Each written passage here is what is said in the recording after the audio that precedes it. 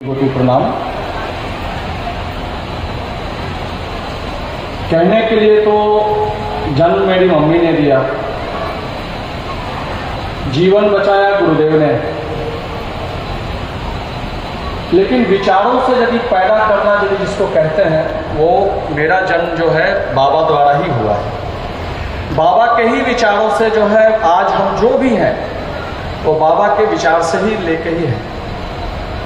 नहीं तो मेरे जैसा व्यक्ति जो है, जो शहरीकरण में, भोग विलासता में, बाजारी सक्सेस को जो आधार मानता था, वो आज हम मस्तीचक में विगत 17 साल से है। लेकिन ये 17 साल से मस्तीचक का जो मेरा ये जीवन रहा है, इसका बीज कहीं ना कहीं बाबा ने बहुत पहले ही बो दिया था। हमको अपने आप से परिचय कराने का श्रेय बाबा को ही जाता है। हम अपने आप को भूल चुके थे, जीवन दूसरे राह पे था। बहुत लोगों ने चमत्कार की बात कही, बाबा की वो विशेष शक्तियों के बारे में बात कही। उस पर दोबारा ना कहते हुए सिर्फ एक घटना बताएंगे। एक 5 साल का अवधि ऐसा था मेरे जीवन में जब मैं 3 बार मरते मरते बचा। उस समय so called hi fi modern उस तरह से जो हम बच तो गए, हमको हमेशा जो है साइंस लगता था कि साइंस ने मुझे बचा लिया कई एक तरीका से। मैं अपने मम्मी के साथ, और यहाँ राजेंद्र जी हैं, राजन मामा हैं, हम लोग देहरादून में एक बहुत ही विद्वान पंडित जी थे, उनके पास मेरी मम्मी ले गई, मेरी कुंडली दिखाई, हम भी साथ थे। पंडित जी को ये नहीं पता था कि वो कुंडली मेरा ही है, कि देखिए इसमें कुंडली में क्या है, इसको कैसे जीवन इसका स्थिर हो जाए। 3 बार मरते मरते बचा है। पंडित जी ने कुंडली देखा और देख के कहा, तो अरे एक कुंडली तो ऐसे शख्स का होना चाहिए जो व्यक्ति इस पृथ्वी पर है नहीं, वो गुजर चुका है। और तब बताए लो कि ये मेरा कुंडली है। तब वो बोले कि जरूर आपके घर में या इनके ऊपर किसी का सानिध्य है जो कि इनको बचाए रखता है। वो बाबा ही थे। लेकिन पहले कुछ वर्षों तक, 2013-14 तक, मुझे ये लगता था कि एक नाना ने अपने नाती को सानिध्य देके बचा के रखा। जैसे जैसे मेरे अंदर जागृति होती गई और मैं स्वयं को पहचानने लगा और अपने से एकाकी होने लगा, तब मुझे धीरे धीरे ये बात का ज्ञान हुआ कि नाना ने नाती को नहीं बचाया था, एक विभूति ने एक उनके छोटे से भक्त को बचाया।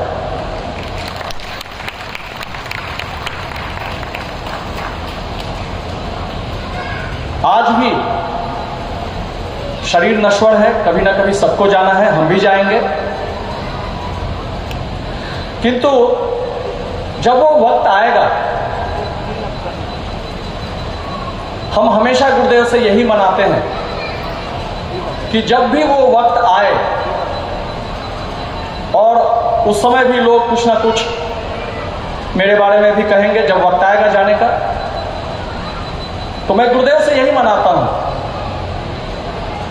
कि जब भी लोग कहें, ये ना कहें कि ये फलाना के नाती थे, लोग ये कहें एक महान विभूति के भक्त और एक अच्छे साधक थे।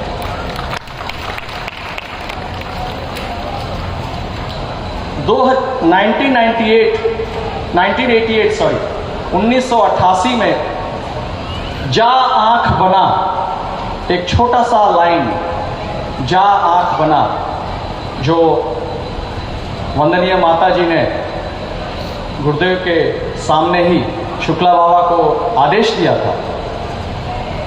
वो छोटा सा लाइन कैसे जो है 91 से 99 तक का मस्तिष्क में आई कैंप से लेते हुए अखंड ज्योति का जन्म होते हुए अखंड ज्योति का 75,000 सर्जरी पहुंचने से लेकर और अगले 5 वर्ष तक के भीतर 3 लाख ऑपरेशन तक पहुंचने का जो लक्ष्य है,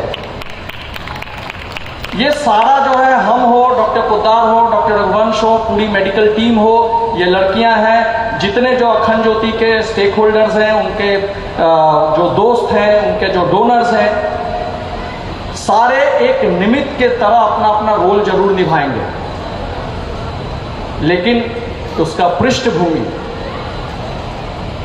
बाबा का तप शक्ति था, है और कल भी बाबा का तप शक्ति ही रहेगा।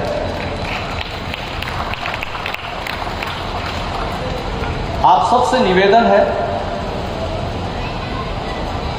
चमत्कार अपने जगह में सूक्ष्म जगत से कुछ ना कुछ होते रहता है, हम उस लायक नहीं है कि उसके बारे में बात कह सकें, पर हम अपना अनुभव विगत 5 सालों में ये बता सकते हैं कि साधना में बहुत बल है।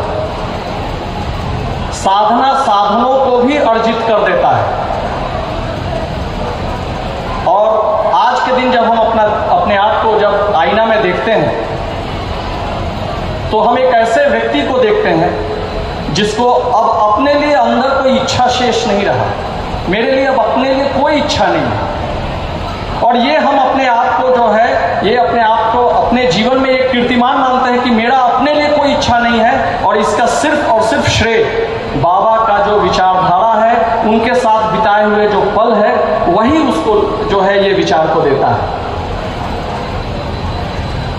हम सब मिलके जब भी कष्ट में हो, समस्या में हो, शुक्ला बाबा को अपने अपने तरीका से नमन करें, याद करें और उनसे और गुरुदेव से अपना प्रार्थना करें। सच्चे मन से, निश्चल मन से मांगे।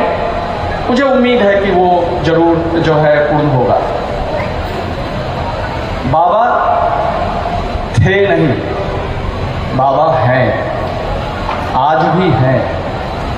सोते जागते बैठते उठते हमको अपने इर्द गिर्द महसूस होता है वो है। और वो सिर्फ इसलिए महसूस होता है क्योंकि उनके बताए साधना के मार्ग पे जब से हम चलना शुरू किए, तो जिसको कहते हैं कि मन जो है वो चीज ढूंढ लेता है जो बहुत लोग देख नहीं पाते। आप सबसे निवेदन रहेगा, गायत्री शक्तिपीठ मस्तिष्क में बराबर आते रहें, साधना करें, उपासना करें, और हमसे जितना बन पाएगा बाबा के प्रतिनिधि के रूप में हम उसमें मदद करेंगे, ताकि आप लोगों का जीवन कल्याणमय हो। धन्यवाद।